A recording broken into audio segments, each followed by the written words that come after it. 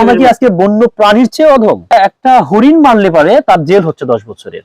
নির্বিচারে মানুষ হত্যা করা হচ্ছে, এই ব্যাপারে সারা পৃথিবী আজকে নিশ্চুপ। বললাম তুমি একবারও ফোন ধরতেছো না, কি সমস্যা? আরে সকাল থেকে তুমি আমাকে ফোন দিচ্ছিলে, আমি দেখতেছিলাম, কিন্তু মনটা অনেক খারাপ। না সেটা না, মানে আমি ভাবলাম যে কয়েকবার ফোন দিলাম, তুমি রিসিভ করলে না। আমি ভাবলাম যে বসো, এখানে বসে কথা বলি। হ্যাঁ, এখানে ছায়া আছে, বসি। আমি কয়েকবার ফোন দেওয়ার পরে ভাবলাম যে কোনো প্রবলেম কি না, তাই ভাবলাম যে তাহলে একটু পরে আবার ফোন দিই। ওই জন্য পরে আবার ফোন দিলাম, পরে তুমি রিসিভ করলে। কি কোনো প্রবলেম? হ্যাঁ, মানে সকাল থেকে খুব মনটা খারাপ বন্ধু। এই যে বিশ্বে কি ঘটছে এগুলো এগুলো তো দেখলে আর ভালো লাগে না।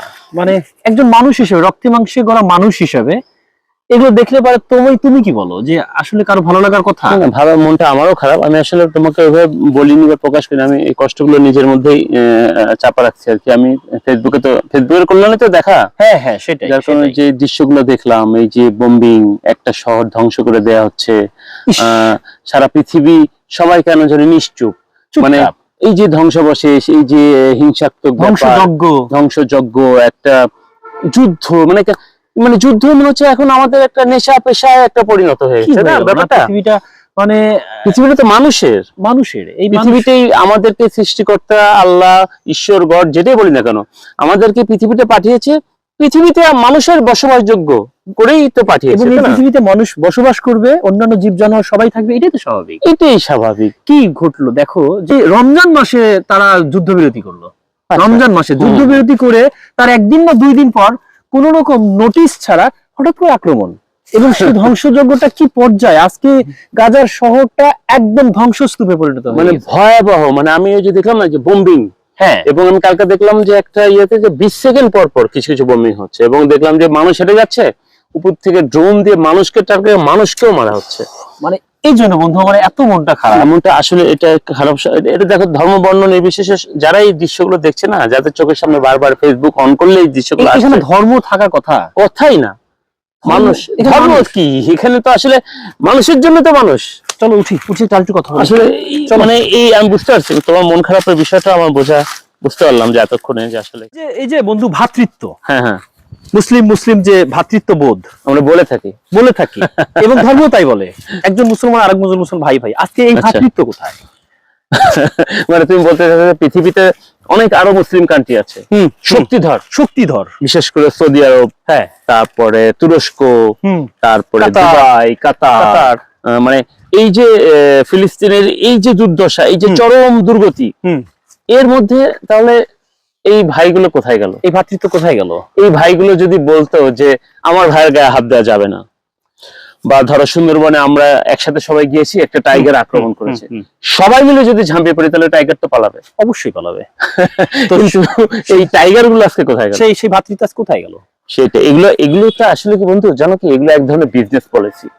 মানে সবচেয়ে বড় করে দেখো, সৌদি আরব, দুবাই তেলের বিজনেস নিয়ে ব্যস্ত, মিশর তার নীল নদ নিয়ে চিন্তিত, কেউ কোনো দেশ তার অস্ত্র ব্যবসা নিয়ে, মানে অন্যকে ঠান্ডা রাখার জন্য, নিজেকে বাঁচার জন্য, মানে আমার আরেকটা ভাই মার খাচ্ছে, আমার একটা অসহায় ভাই মার খেয়ে পড়ে থাকতেছে, মানে তার পাশে দাঁড়ানো যে না আমার ভাইকে বাঁচাতে হবে, আমার ভাইকে সেভ করতে হবে, এবং এইটা তো অন্যায়।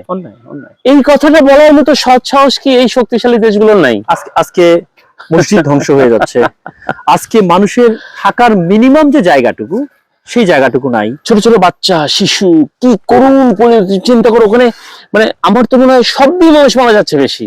এই যে বোম্বিং গুলো হচ্ছে, এর যে বিকট শব্দ, সবচেয়ে উচ্চ ক্ষমতা সম্পন্ন যে অস্ত্রগুলো ব্যবহার করা হচ্ছে, সেই জায়গাতে আর কিছু থাকে? তুমি দেখো, সেটা তো বর্তমানেও শেষ হচ্ছে, এবং তুমি ধরে রাখো অদূর ভবিষ্যৎ শেষ।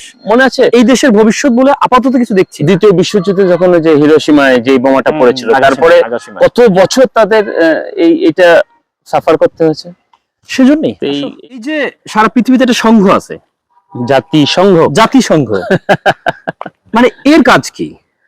এর তো অনেক কাজ। সারা পৃথিবীকে দেখভাল করে রাখার দায়িত্ব না, মানে জাতির জন্য যে সংঘ, সেটি হলো জাতিসংঘ। আজকের এই জাতিসংঘ কাগজের বাঘ।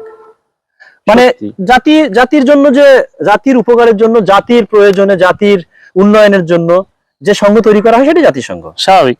এবং আমরা এটাই জানি, এই জাতিসংঘে সারা বছর কোনো না কোনো সভা সেমিনার হয় সারা পৃথিবীর বিশ্ব নেতাদেরকে নিয়ে। তাহলে আজকের এই জাতিসংঘে তুমি জানো সেভারাল টাইম এই বিষয়টি নিয়ে মিটিং হয়েছে অবশ্যই, এবং ঐক্যমতে আসছে যে যুদ্ধ বন্ধ করতে হবে, সেটাই, এবং গাজায় শান্তি ফিরিয়ে আনতে হবে। সেটাই। অথচ আজকে এই জাতিসংঘের শুধু শুধু মানে মনে হচ্ছে কাগজের বাঘ, কাগজের বাঘ, দন্ত ছাড়া নখ ছাড়া একটা বাঘ, মানে হুঙ্কার দিচ্ছে, কাজ হচ্ছে না। এবং এই জাতিসংঘ নিয়ন্ত্রণ করে কে জানো? কে? আজকে এই পৃথিবীতে যারা যুদ্ধ করছে, আচ্ছা, যারা যুদ্ধ পরিচালনা করছে, যারা যুদ্ধের মদদ দিচ্ছে, এই তারাই এই জাতিসংঘ পরিচালনা করে। মানে বিশ্বে যারা এখন মাথা উঁচু করে দাঁড়িয়ে আছে, শক্তিধর দেশগুলো, মানে তুমি ছোট, তোমাকে থাবা দিলাম, আমি মুখে একটা স্পিচ দিয়ে দিলাম, বাস শেষ, আমার কাজ শেষ, আর কিছু না, আমি তার জন্য আর কিছুই করবো না, কিছুই না। মানে কিন্তু মানে এদের কিন্তু অনেক কাজ ছিল, সারা পৃথিবীকে শান্তি ফেরানোই এদের কাজ ছিল, এবং এটাই হওয়া উচিত, এটাই হওয়া উচিত। আজকে দেখো এই কাগজের বাঘ, বই পুস্তকের মধ্যে জাতিসংঘ, হাত আছে, পা আছে, কিন্তু নখ নাই, সেটাই জাতিসংঘ, বুঝছো? প্রাণ আসে গাছের মতো, নড়তে পারে না, চড়তেও পারে না। সেটাই, সেটাই। এই জন্যই তোমার সকাল থেকে আজকে মনটা খারাপ। একদম, মানে সকাল থেকে না, কয়েকদিন থেকেই আমার তোমাকে ফোনেও পাওয়া যাচ্ছিল না, এই জন্য বুঝতে পারলাম ব্যাপারটা। হ্যাঁ, এখন বন্ধু আমরা যে আলোচনাগুলো করছিলাম, যে কথাগুলো বলছিলাম, মানে এন্ড অফ দ্য ডে যে কথাটা আমরা চাই বন্ধু, এই সারা পৃথিবীটা যেন মানুষের জন্য বসবাসের উপযোগী হয়। সেটাই, মানে আমরা তো মানুষ, সৃষ্টির সেরা জীব, তাহলে সৃষ্টির সেরা জীব কেন এরকম অসহায়ের মতো, মানে বিভৎস একটা, সারা পৃথিবী কেমন অস্থির, পশু পাখির মতো কেন পড়ে মরে থাকবে? আমাদের জ্ঞান, বিবেক, বুদ্ধি সবকিছু আছে, আমরা মানুষের, দেখো আমরা মানুষের জন্য মরণাস্ত্র তৈরি করছি, আমরা সেগুলো প্রয়োগ করবো কার উপরে? মানুষের উপরে। আজকে সারা পৃথিবীতে দেখো আইন আছে, পশু শিকার করা যাবে না। বন্যপ্রাণী সংরক্ষণ আইন আমাদের দেশেও আছে। আমরা কি আজকে বন্য প্রাণীর চেয়ে অধম? মানে নিকৃষ্ট। আজকে নির্বিচারে মানুষ হত্যা করা হচ্ছে, এ ব্যাপারে কোনো কথা নাই, কোনো টু শব্দ নেই। একটা হরিণ মারলে পারে তার জেল হচ্ছে 10 বছরের। একটা পাখি শিকার করলে তাকে পুলিশের সাথে সাথে ধরে নিয়ে যাচ্ছে। আজকে নির্বিচারে মানুষ হত্যা করা হচ্ছে, এই ব্যাপারে সারা পৃথিবী আজকে নিশ্চুপ। সেটাই আমরা চাই, মানুষের জন্য পৃথিবী হোক, মানুষের বসবাসের জন্য পৃথিবী হোক, আমাদের পৃথিবীতে খেলাধুলা থাকুক, আমাদের পৃথিবীতে আমরা ঘুরবো ফিরবো, আনন্দ করব, পৃথিবীতে আমরা যতদিনই বেঁচে থাকি না কেন আমরা পৃথিবীটাকে এনজয় করব, আমরা ভ্রমণ করব, আমরা আমাদের মধ্যে সুসম্পর্ক বজায় থাকবে, সেটা ধর্ম বর্ণ নির্বিশেষে সবার সাথে সবার। আজকে এই যে গাজা ইসরায়েল যে যুদ্ধটা হচ্ছে, সেটা যে এই যে ইউক্রেন রাশিয়ার যুদ্ধ হচ্ছে, সেটা যে আমাদের বাংলাদেশ, আমরা যে একটা ছোট দেশ, আমাদের উপরও কেউ না কেউ আক্রমণ করবে না, তার তো কোনো নিশ্চয়তা নাই। তুমি কাম টু দ্য পয়েন্ট। কারণ আমাদের কোনো নিশ্চয়তা আছে? আমরা ছোট একটা দেশ হিসেবে তুমি দেখো যে পার্শ্ববর্তী একটা দেশ আমাদের সাথে আজকে কয়েক মাস ধরে কি ধরনের আচরণ করে যাচ্ছে, কি ধরনের, মানে এই আচরণটা আমরা শিশুদের মধ্যে দেখি। তুই আমাদের পাড়ায় কাল আসছিলি না, এসে আমাদের এই গাছের ডাল ভেঙে গেছিস, আজকে তোকে আমি ছাড়বো না, এরকম হয় না?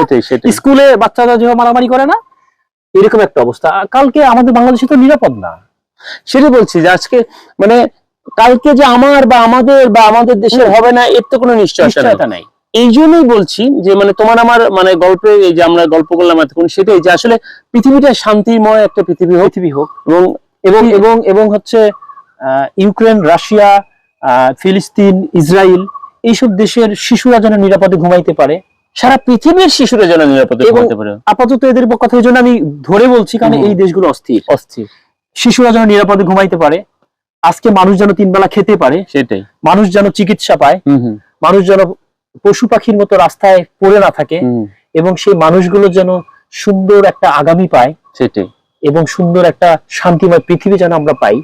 আমরা এই ব্যাপারটাই মানুষকে বলতে চাই। এই বিষয় নিয়ে আজকে একটু কথা বলার চেষ্টা করলাম, আপনাদের সাথে একটু শেয়ার করবো বলেই আজকে মনটা অস্থির ছিল।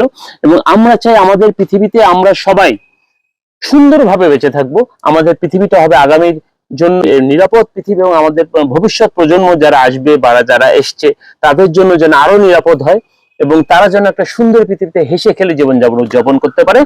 সেটাই, ভালো থাকবেন, সবার জন্য শুভকামনা, এবং সবাই সবার জন্য দোয়া করবেন, সবাই সবার পাশে থাকার চেষ্টা করবেন, এবং সত্যিকারের ভাতৃত্ব নিয়েই থাকবেন। ভালো থাকবেন সবাই, দেখা হবে আবার ইনশাআল্লাহ। খুদা হাফেজ।